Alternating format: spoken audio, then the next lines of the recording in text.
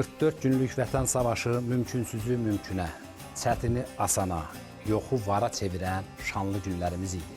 Elə günlər ki, o günlərdə qalmadı, bu günümüzə gəldi, bu günümüzdən də gələcəyimizə işıq salmaqda davam edir. Bugün şanlı zəfərimizdən söz açacağıq, əziz tamaşaçılarımız. Şanlı zəfər tariximiz, vətən savaşına haqq savaşımız, xalq savaşımız kimi baxmağın sonucudur şanlı qələbəmizin mahiyyəti. Ana kimi yar, vətən kimi diyar olmaz deyən Türk insanının ali məramı, ali məqamı mübarək olsun.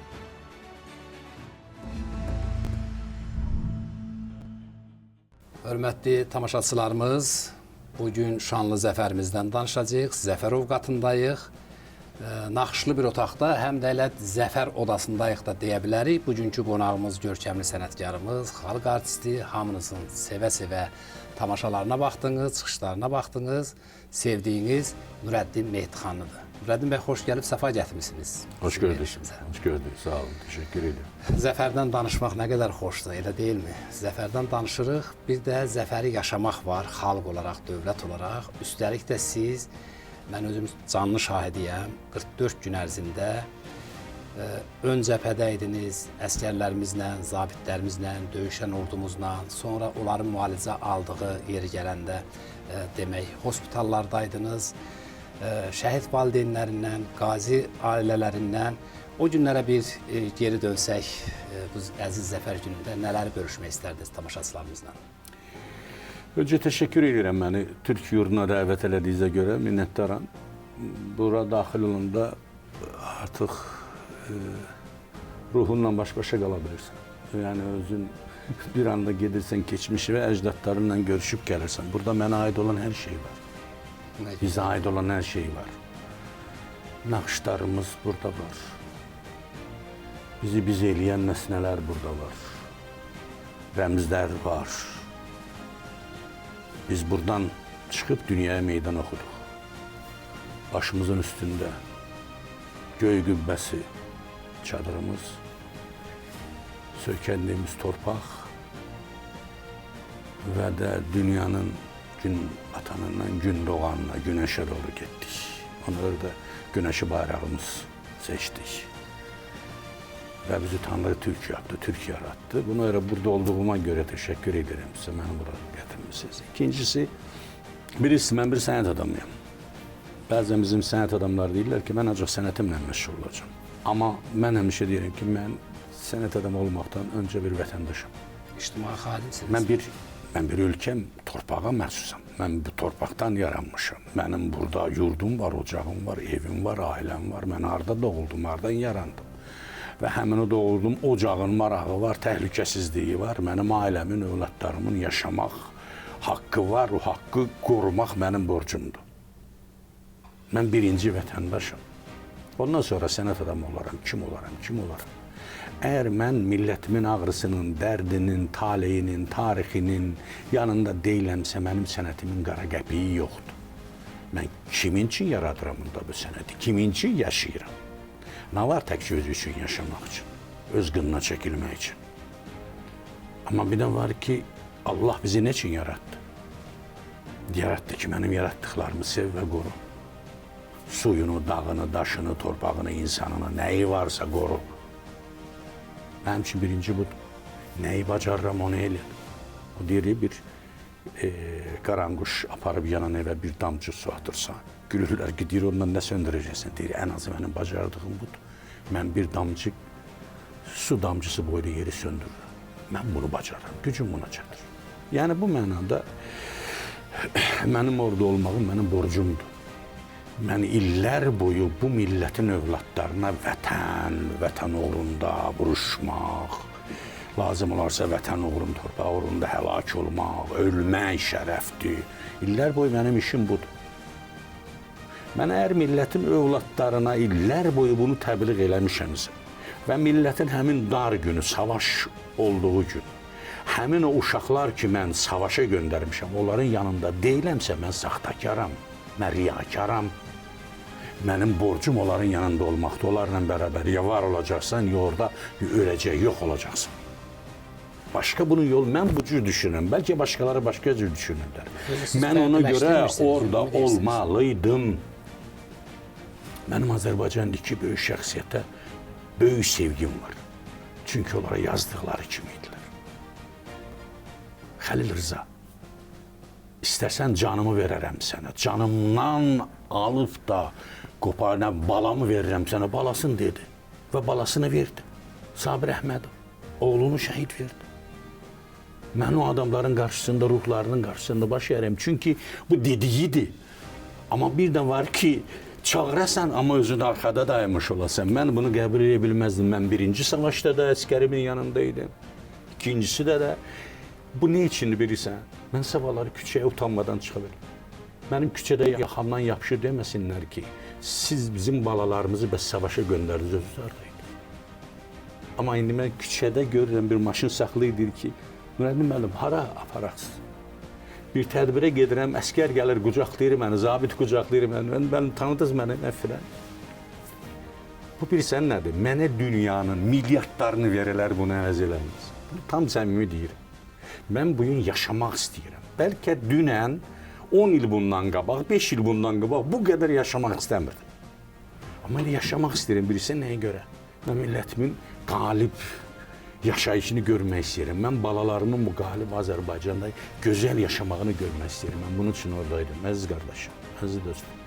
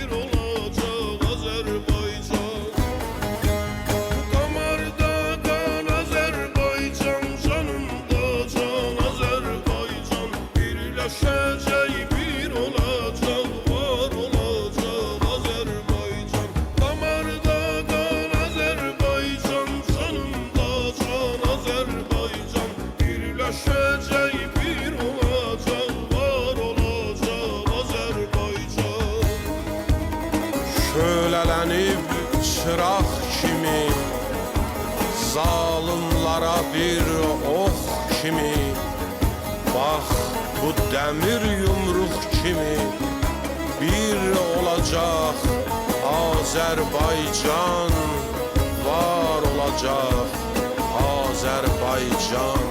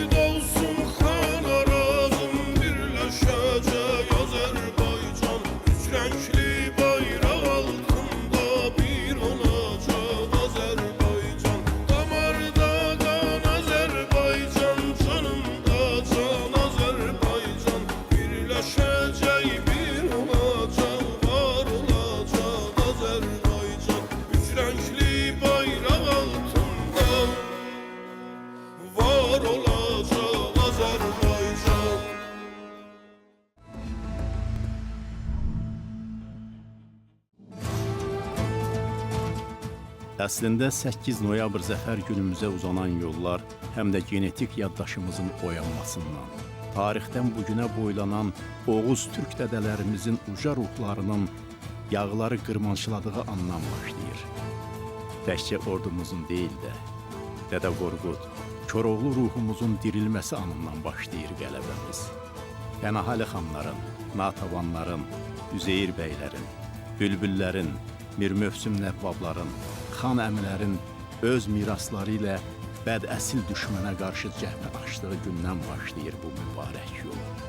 8 noyabr gününə aparan yollar yağı qoşununu görüb səksənməyən, şücaət kəlməsinin tam haqqını verən ərəmlərimizin vətən əhdindən, vətən andından başlayır.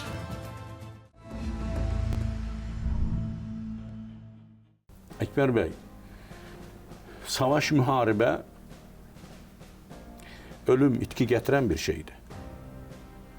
Amma savaşmasan, təslim olarsan, namusun, şərəfin əldən gedər. Namussuz yaşamaq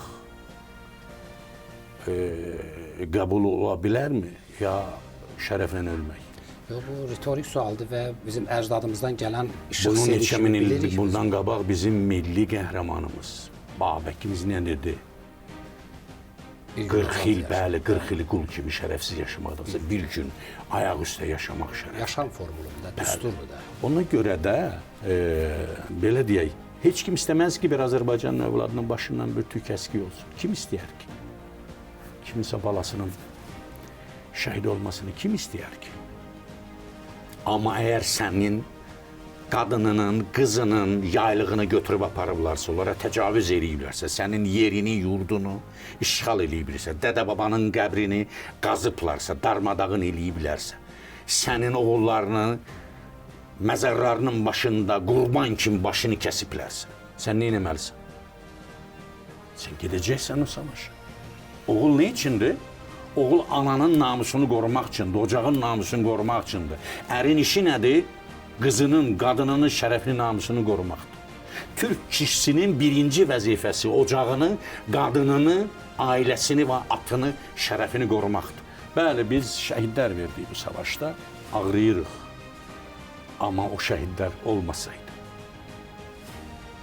bugünkü həyat olmazdı. Onlar ölümə getdilər ki, qalanlar yaşasınlar. Kişi kimi yaşasınlar, aşilik yaşasınlar. 27 sentyabr, bəli, bizim ikinci savaşda talihimizi dəyişən bir gündür. Amma buna qədər bizim tariximizdə 1560-cı ildən başlayır türklərə qarşı, xüsusən Azərbaycan türklərinə qarşı erməni oyunu. Böyük dünyanın erməni oyunu. Maşa olaraq istifadə olunur. Zaman gəlir. 1711-ci ildə Afinada toplaşır həmin o güclər. Qafqazı türklərdən və müsəlmanlardan təmizləməyə siyasəti. Bax, o oyun gələ gəldi, sonra da baba Qarabağ idi. Qarabağ artıq əlimizdən almaq istəyirlər. Qarabağ əlimizdən getmiş olsaydı artıq Azərbaycanın sonraki bölgələri hədəfdə idi və bunu gizlətmirdilər. Və birinci savaşda biz uduzduq. Çünki qarşımızda böyük güclər var idi. Bir, ikincisi əli yalın qoymuşdular bizi. İki, üçüncüsü xəzinəmiz boş idi. Dördüncüsü bütün dünya bizə qarşı idi. Çünki böyük plan yerinə yetirməli idi. Beşincisi də ən fəlakətlisi o idi ki, biz bir-birimizin qarşısındaydıq, bir-birimizin yanında deyildik. Onda da həmin Azərbaycanın namuslu oğulları kişi kimi savaşırdılar. Ölümün üstünə gedirdilər, gözümün qabağında olur. Mən o savaşın içində olmuşam və görmüşəm necə onlar vuruşurlar. Amma 5 adama bir silah var idi. Bilirsiniz? Əlbəttə. Bunlar nə edirdilər? Savaşırdılar, o şəkildə silahlar əldə edirdilər. Və içəridə təxribatlar var idi. Texnikamıza zərər verirdilər, ziyan verirdilər. Bizi məğlubiyyətə məhkum etdilər.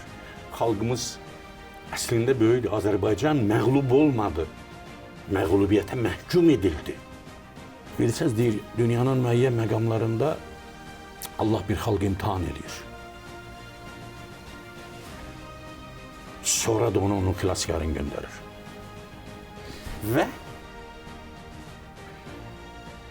Azərbaycan oradan sonraki bax bu 27 sentyabra getdi, yolunu çizdi.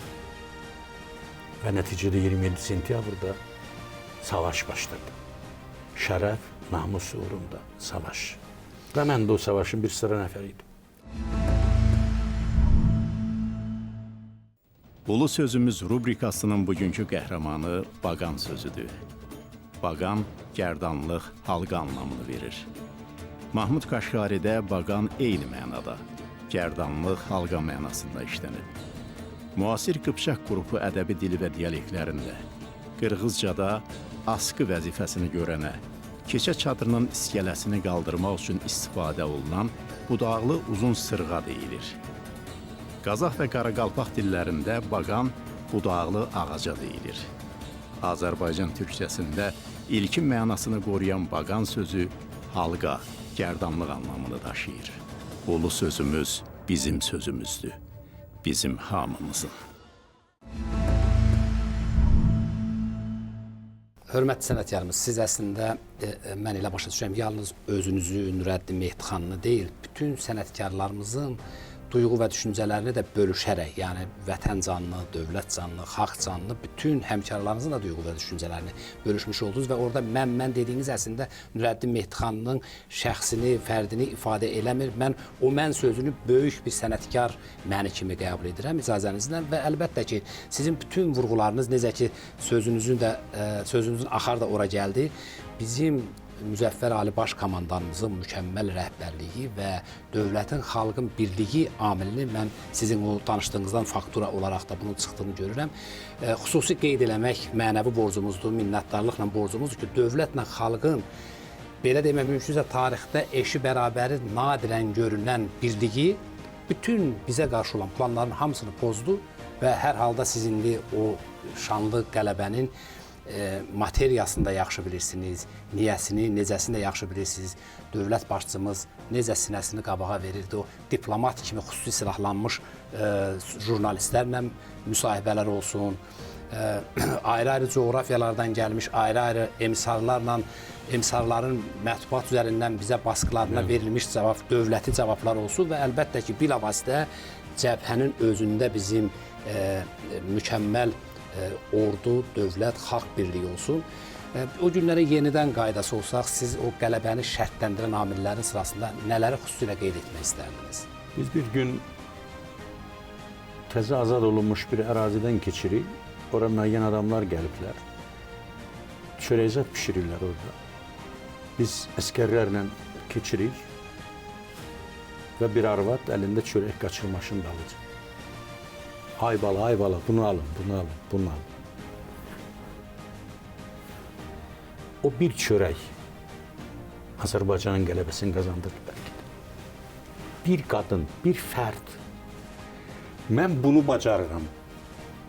Mən sizə bunu verə bilərəm. Bunu verirəm.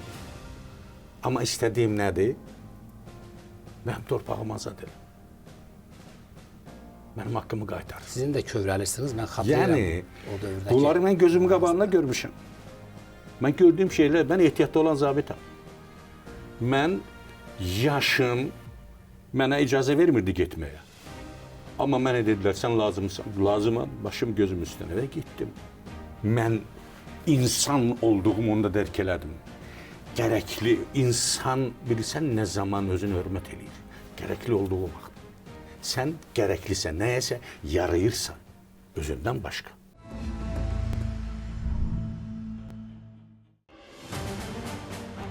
Şanlı zəfərimiz igid ərənlərimizin, qazilərimizin, şəhidlərimizin qanı canı hesabına qazanıldı. Şir ürəkli oğullar doğan analarımızın adına yazılır bu qələbə. Nur üzlü dədələrimizin ruhuna sayğıdır bu zəfərimiz. Deməli, ata əmanətini ululardan alıb, övladlarımıza ötürmək marafonunun qaliblərinə 1000 kərə əhsən düşür.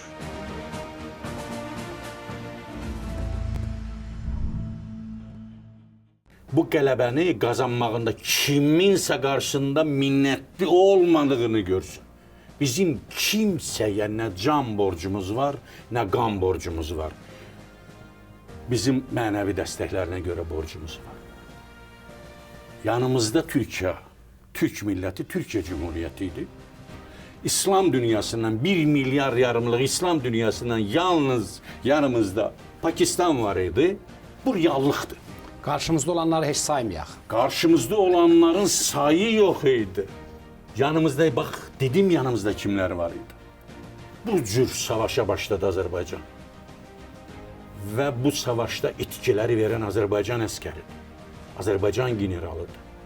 Əlini, gözünü, ayağını itirən Azərbaycan əskəri idi. Buna görə mən təkrar deyirəm ki, Azərbaycan hər bir fərdi bilməlidir ki, bu qələbəni onun balaları, onun oğlu, onun qardaşı, onun nişanlısı qazandırıb ona, onun ali baş komandanı qazandırıb ona. Bu qələbəni Azərbaycana Azərbaycan anaları qazandırıblar ki, o cür oğullar dünyaya gətirdilər. Bu oğullar getdilər ya vətən, ya kəfən deyib, getdilər və bu qələbəni qazandılar. Döyüşə göndərəndə əskərləri biz onlara Azərbaycan bayrağı bağışlayırıq. Və onlara telefon nömrəsini də verirdim mən və deyirdim ki, bu bayrağı sənə verirəm, gedəcəksən Şuşaya, Şuşanı alandan sonra bunu orada o havaya dolandıracaqsan, sonra mənim bayrağımı mənə qaytaracaqsan, bu sənə əmanətdir. Mən o bayraqları onlara qaytarmaq üçün vermirdim. Ona mən qayıdacam ümidini vermək üçün deyirdim. Və sən Şuşaya gedəcəksən, o qələbəni qazanacaqsan. Bəlkə yadımda deyil sayını, amma %100 deyirəm sənə, bəlkə bir 300-400 o bayraqlardan vermişim. Amma onların çox azı qayıtdı. Zəngilər günlərdir, müəllim, mən qayıtmışam, bayrağı nə vaxt qaytarım. Mən dedim, o bayrağı mən sənə bağışlamışam, qaytarmaq üçün bağışlamamışdım. O sənin ananın ağ südü kimi halalındır, sən o bayrağı qazanırsın. Amma qayıtmayanlar çox oldu. İndi hər bir Azərbaycanlı bilməlidir ki, biz nəyin hesabına bu qələbəni qazanmışıq. Bütün dünyanın gözünün qabağında torpağımızı işğal ediblər. 1 milyon insanımızı qaçqına çeviriblər. Heç kim yanımızda olmayıb, bizi sındırmağa, reallıqla barışmağa çağırıblar. Və bu dünyanın gözü qarşısında, ədalətdən, haqdan, insan haqlarından danışan dünyanın gözü qarşısında bizi yox eləməyə çalışıblar. Yaradan var, o dedi, qoy onların yanındalar olsun, mən sənin yanındayım. Və bu qələbəni biz qazandıq, əziz qardaş. Ona görə də vətən yaşaması üçün bəzən qanla sulamaq gərəkir.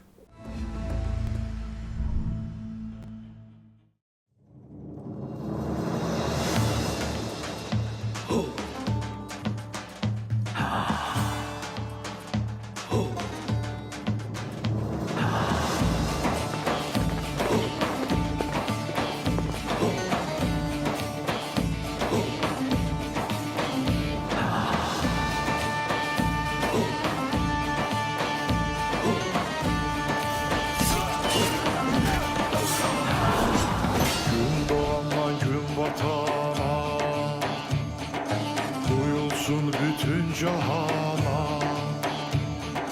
başkendi tüken olan dünyamızı kuran gelin gözün aydın Türk dünyası gözlediğin Turan gelin gözlediğin Turan gelin doğuşundan at belinde sevgi duası dilinde elinde keskin kılıcı yüreğinde iman gelir gözün aydın Türk dünyası gözleri Turan gelir gözleri Turan gelir.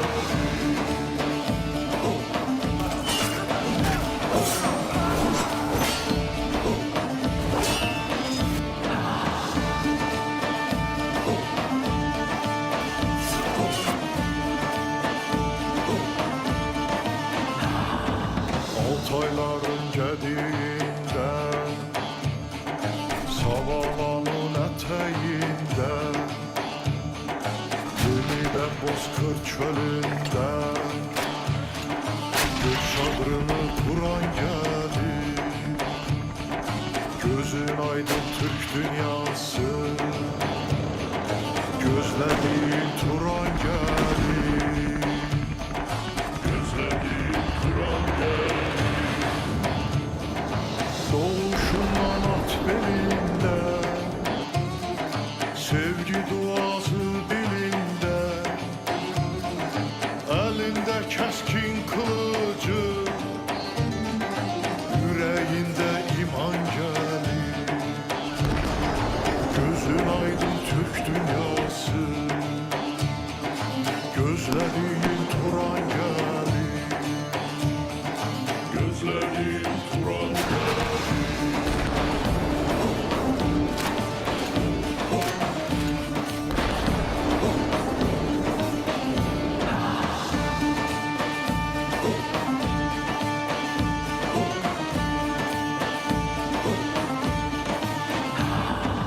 Bayası Bozkurt'tan gelen, Bilge'den Oğuz'dan gelen, Atilla'nın kudretinden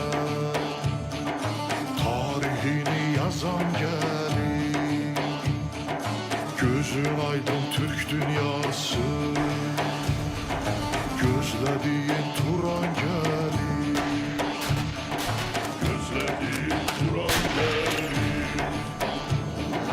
Doğuşundan at belinde, sevgi duası dilinde, elinde keskin kılıcı, yüreğinde iman gelir. Gözün aydın Türk dünyası,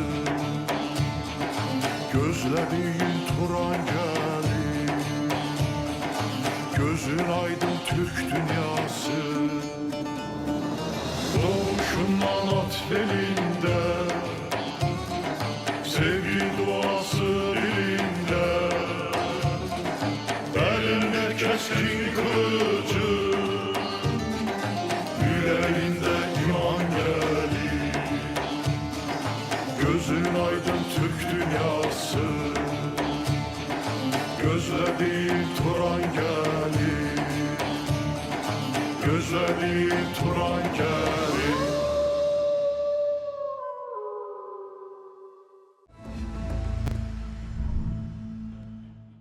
Sizin tamaşalarınızda, oynadığınız rollarda, çıxışlarınızda, yazılarınızda daha çox Türk dünyası ünvanlıdır. Haqlı olaraq əlbəttə. İndi bugünkü danışığınızda da Çünki mən istər-istəməz Türkəm, 7 arxa dönənəm Türkdür, mən Afşaram, mən Qulubəy Əfşarın kötücəsiyəm, Məhəmməd Şah Xudavəndənin qvardiya rəisi olan Qulubəy Əfşarın kötücəsiyəm və Güney Azərbaycanlıyam, əhərliyəm. Bizə dəli əhərli deyərlər. Demək istəyirəm ki, çox sağ olun bu tarixi arayış üçün. Demək istəyirəm ki, siz əlbəttə Türk dünyasından bağlı hadisələri, xüsusi hadisələri xüsusilə hər halda izləyirsiniz, sevinirsiniz, qürurlanırsınız. O cümlədən də bu günlərdə bilirsiniz ki, Azərbaycanın qədim mədəniyyət mərkəzlərindən, dünyanın qədim mədəniyyət mərkəzlərindən biri sayılan Qəbələdə 12-ci Türk dövlət başçılarının zirvə görüşü keçirildi. O zirvə görüşünə dair də fikirləriniz maraqlıdır. Bilirsiniz ki, bizim dövlət başçımız yeni təşəbbüslərlə, təkliflərlə çıxış etdi. Digər qardaş ölkələrin dövlət başçıları da məmnuniyyətlə qəbul etdilər. O cümlədən orada hərbi cəhətdən güclənmək də var, mədəniyyət baxımından güclənmək də var. Güclənmək deyərkən gücümüzü gücümüzə qatmaq. Siz bir qədər öncə dünyada ədalət yoxdur, güc var deyirsiniz. Məsələn, bizim malik olduğumuz güc ədalətin gücüdür və yaxud da ədalətli gücdür. Ona görə də elə bilirəm ki, sizin bir Qəbələ vurğunuz da üçün maraqlı olar. Ədalətli gücdür. Bəli. Təşəkkür edirəm. Bizim yəqin hamımızın yadındadır da, yəni Türk dili dövlətlərin İqtisadi Əməkdaşlıq Təşkilatı adı altında bu şəkildə yaranmışdır. Bu qurum indi necə adlanır? Türk Dövlətləri Təşkilatı. Zəfərimizin 1-ci il dönüm ərəfəsindən belə adlanır. Görürsünüz, zaman nə şəkildə gəldi, çıxdı bu yerə. Yəni bizim meydanda tək qaldığımız vaxtda yanımıza gəlməyə belə qorxurdular. Azərbaycan zaten min illər boyu Türk məfkurəsinin mərkəzi olub. Türkün ilk və öz yurdudur Azərbaycan. Urmudur bizim ilkin ocağımız ve oradan biz yayılmışıq bütün dünyaya. Bunu bilmək gerekir. Ve bugünləri Azərbaycan Türk birliğinin əsas gücü ve lokomotividir. Ben bunu Səmərqəddə gördüm. Səmərqəddə keçirilən görüşdə gördüm mən. Orada Cənab Prezident Ali Başkomandanımız ilk dəfə orada səsləndirdi.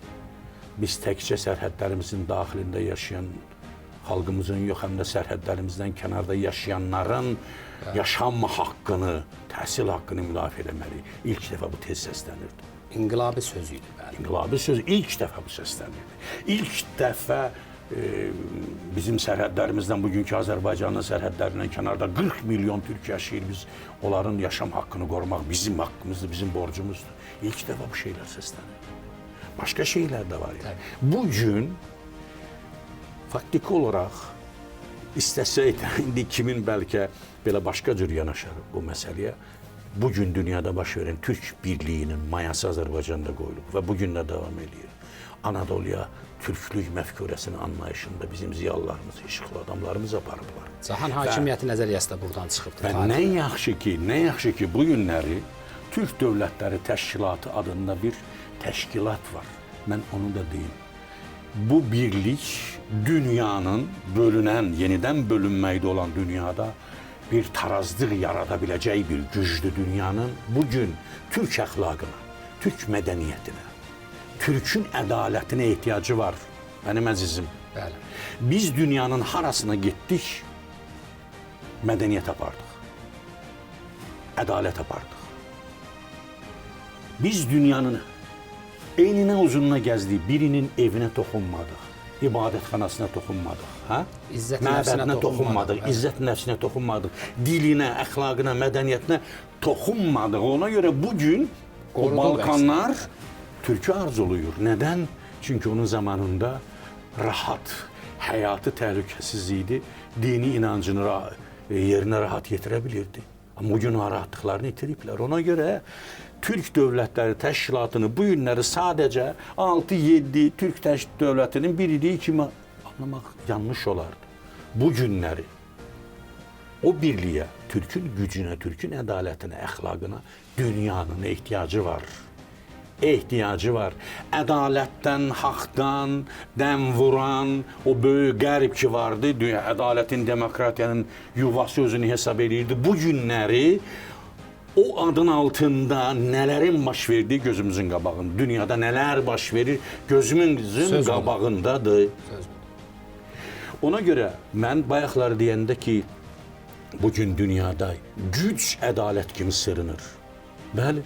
Bu günləri dünyanın böyük dövlətləri var, böyük iqtisadi imkanları var, böyük orduları var və deyir ki, mənim dediyim olacaq. Amma bu günləri dünya artıq bir qütblü deyil, iki qütblü də deyil. Artıq dünyanın üçüncü qütbü var. Sacayaq yaranır. Sacayaq Türkün ocağının dayanacağıdır. 3 daşın üstündə. Bəli. 2 daş olar, qazan qalmaz aşar. 3, 4 daş olar, hava keçməz, ocaq sönər. 3 daş olar, ocaq da yanar, qazan da qaynayar. Bu nədir? Həyatdır. Qazan qaynayırsa həyat var, od var, qida var, yaşamaq var. Və bu günləri dünyanın üçüncü gücü və dünyanın taleyini həll eləyəcək. Bu yer kürəsinin və burada yaşayanların varlığını təmin edəcək güc həmin bugün Türk Dövlətləri Təşkilatı adı altında birləşən Türk gücüdür, Türk birliyidir. Buna bu şəkildə baxmaq lazımdır. Və Qəbələdə toplanmağının özü də sadəcə seçilmiş şəhər deyil. Çünki Qəbələ Türklüyün ən qədim dövlət idarəçiliyi mərkəzlərindən, paytaxtlarından, ən qədim mədəniyyət mərkəzlərindən biridir. Oradan dünyaya bir çağırış verildi ki, biz varıq, biz var idik, dünya var idi. Biz var olacağıq ki, dünya yenidən var olsun. Əlinizi sıxıram qüvvətlə. Çuvaşların bir sözü var. Epir pulla pul platvır. Vardıq, varıq, var olacağıq. Qoy dövlətimiz, millətimiz, bayrağımız və dünyamız, Türk dünyamız var olsun. Qoy belə olsun. Çox sağ olun bu işdən söhbət üçün. Təşəkkür edirəm. Sağ olun. 8 noyabrdan, Zəfər günümüzdən qələbə günümüzdən danışdıq. Elə bir gündən ki, yalnız o gündə və yalnız Qarabağda qalmadı, şanlı bir tarixdən danışdıq, şanlı gündən danışdıq. Qoy ömürlərimizə həmişə işıq salsın və əlbəttə bizim gələneksel alqışımız da yerindədir. Əsən qalın, əziz tamaşaçılar.